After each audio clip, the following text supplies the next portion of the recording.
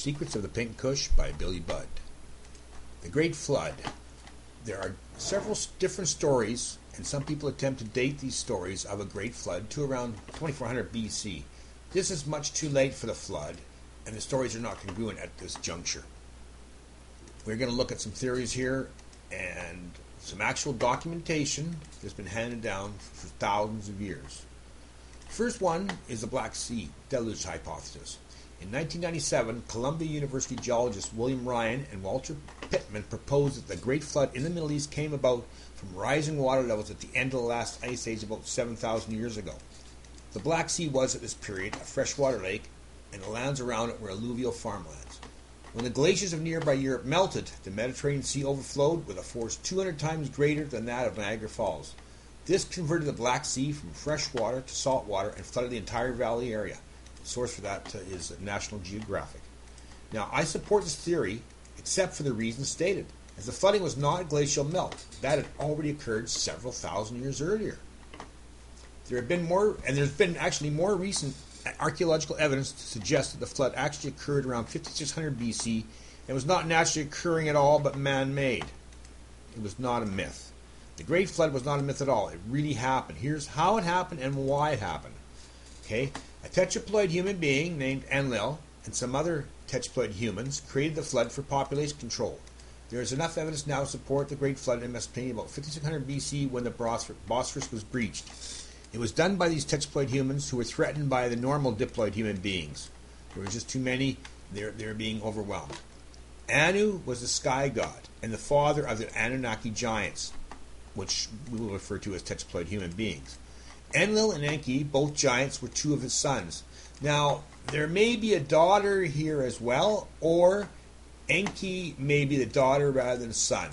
I believe her to assume the role of Lucifer, while Enlil is Satan and Anu is God within their triad of power that they implement that in their hierarchy. Now, according to the documentation, several, but not all, tetraploid humans want to eliminate the diploid humans due to overpopulation. Anu, Enlil, Ninurta, and Ennugi wanted to create a flood to wipe out the ever-increasing numbers of humans. The humans were getting out of control, both in behavior and in numbers, and they're depleting a lot of resources. Of course, they were complaining about the giants doing the same, so it goes back and forth. Enlil, anyway, then enlisted the help of his fellow giants, and they created a channel through the Bosphorus from the Mediterranean to the Black Sea. The Black Sea was a fertile valley until the Great Flood wiped it out and its inhabitants. Enki warned some of the others, including Gilgamesh, a fellow giant, and Noah, or Atnaptishim, a.k.a. Atrasis, and we'll call him Noah here, it makes it much easier. Noah was advised to build a giant ark and fill it with his family, seeds, animal, grain, food, and a special room for Gilgamesh. The flood was so spectacular that actually, that was Gilgamesh. The flood was so spectacular that the giants were all very afraid. They were scared completely after what they started, and they agreed they would never use flooding as a method for population control ever again.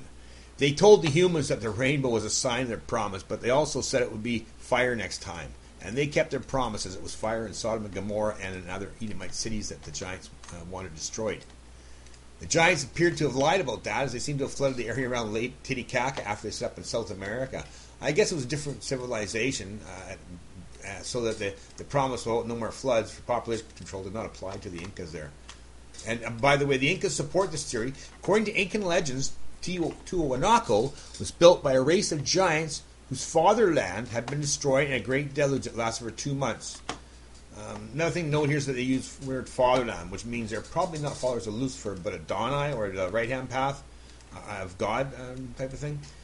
Or maybe that's just the way that it works in heaven, regardless. That it is all for fatherland versus matriarch, which implies a patriarchal society. As this ties into the part of the conspiracy theories in the New World Order in later parts of the book. Anyway, for more information on this, read Secrets of the Pink Kush by Billy Budd. That's Secrets of the Pink Kush by Billy Budd.